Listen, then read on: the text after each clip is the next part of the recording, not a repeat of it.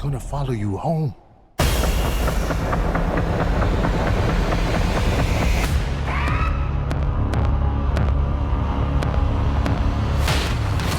guys, welcome to our review on. This is the first part. We are going to be going over our overall feelings of the film without kind of diving too deep into the plot, avoiding spoilers, so that way you guys go watch the film. Yeah, easier way to say it, a spoiler-free review of Sinners. Yeah, cool. I'm not about saying things easy. I'm about saying things in depth. Fair enough. Yeah. God. Anyways, what were your original thoughts of the film after watching? Well, before I watched it, I was thinking that I really like Michael B. Jordan. Yeah. And I really liked Creed. I liked some of Ryan Coogler's films. Black Panther grows on me the more I watch it. The reviews were outstanding. Yeah. Everyone was saying it's the greatest movie ever. Yeah. And Ryan Coogler and Michael B. Jordan are the duo of the modern cinema, is what I read somewhere on there. yeah, that's crazy. Yeah. It is a historical piece, and it does really well in that sense of showing you what the 1930s was like, especially for people who grew up in unfortunate circumstances or, born black at the time. Not a good time to be black. I really did enjoy most of it, but towards the end, when it gets to the twist, it made no sense to me, and I found the film to be really boring. Yeah, I agree. Quite literally, the first scene was probably the most exciting scene in the whole movie. And then past that, it was just kind of, for me, the first half was kind of boring to me. And the second half felt like it was trying to pick up, Yeah. but it just really didn't hit the mark. For me, it felt like a long movie. I said this in the theater. It felt like it should have ended like 3 times. Yeah. And just like a little plot thing, the movie's about these two twins who Smoke were and stack. Smoke and Stack, and they were working for Al Capone out in Chicago. And something happened. They basically ended up going back home to Mississippi, right? I believe so. And they go back to Mississippi and they buy we call it a juke joint. And then they're going to start having their own type of little casino dance house vibe. And through the beginning of the movie, you get told about these, what were they called? Musicians? I don't remember the name of the musicians, but I know that they are like there's a musician in every culture that can like connect to the spirit world, basically. Yeah, which is like that one Pixar movie. Soul. Is that what it is? Are you talking about the one where he dies and he was like a trumpet player and all that? No, the Mexican one. Oh, Coco. Yeah, Coco. Oh, I thought of Coco. Coco the whole time. Really? I never watched Coco. Me either. So. But that's what I felt like. But yeah, there's these musicians that can connect to the spirit world, and coincidentally, their younger cousin or nephew, one of the two, he has this overlying ability. He's really good at singing the blues.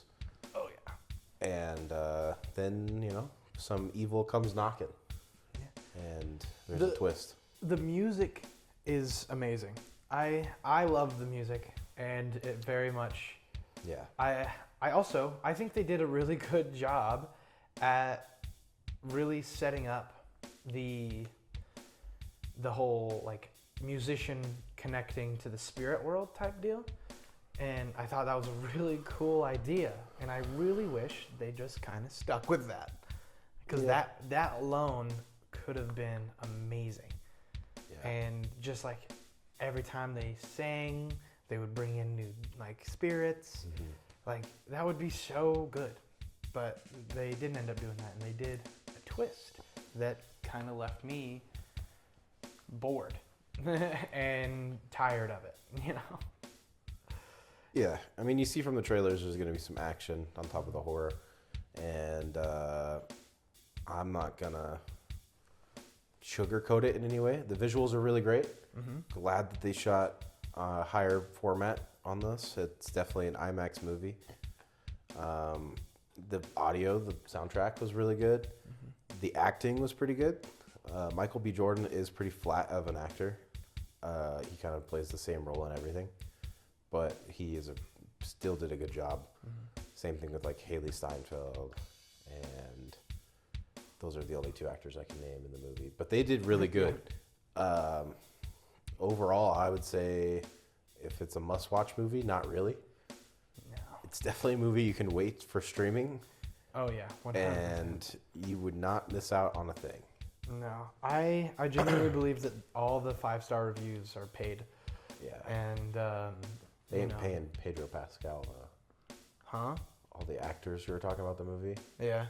And like Pedro said, shut the fuck up. Go watch this movie now. Yeah. Like, I mean, maybe he liked it. I can see how someone might like it. yeah. Right? Because there is a deeper meaning behind it all, and I appreciate the message that they are sending, right? The deeper meaning that they are talking about, but I just think that they executed it poorly. And so, and it's sad that they did, because I think it genuinely could have been an amazing piece of cinema.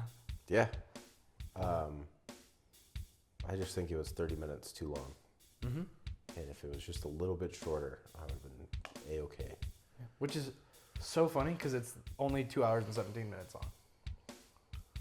Yeah. 30 minutes shorter would be great. Yeah. Yeah. And I just, if anyone out there has watched The Studio with Seth Rogen on Apple TV, you'll understand what I mean when I say they should have cut the motel scene. Yeah, They should have cut the motel scene. I mean, I guess what would you review the movie as? Well, how many sins out of 10? I genuinely, I think I'm gonna I'll give it a 6 sins out of 10. Yeah. I was originally, when I was thinking about it, I was thinking about 5, but I think that's kind of, there were a lot of redeeming factors, and I genuinely think that there's just one section of the movie that kind of ruins it for me. Yeah. But I don't think I could give it below 50%, but regardless. I would go in that range. I would say the start of the movie was looking at a 7 for me, because it builds pretty well with the whole gangster thing. Mm-hmm.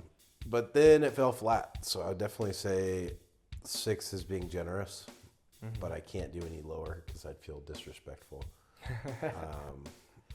But yeah, 6 sins out of 10 for the both of us. We agree on this. Yeah, totally. But still go watch it, because go support Mr. Ryan Coogler. Yeah, genuinely, Ryan Coogler has made some really good movies. Yeah. And I think that if he has the chance to, or I mean, he's going to have the chance. Like, this was still a very widely popular film.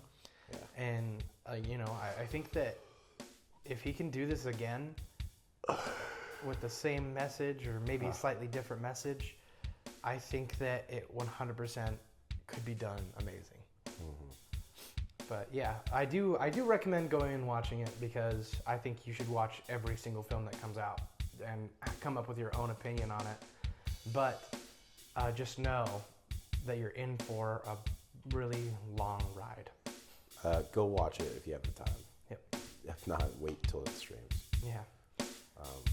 I think that's all I got. Yeah, that was our spoiler-free version of the review. Come to the next video and see us talk about it more in depth. Yeah, we're going to fucking dog on it. Yeah. Bye-bye. Bye.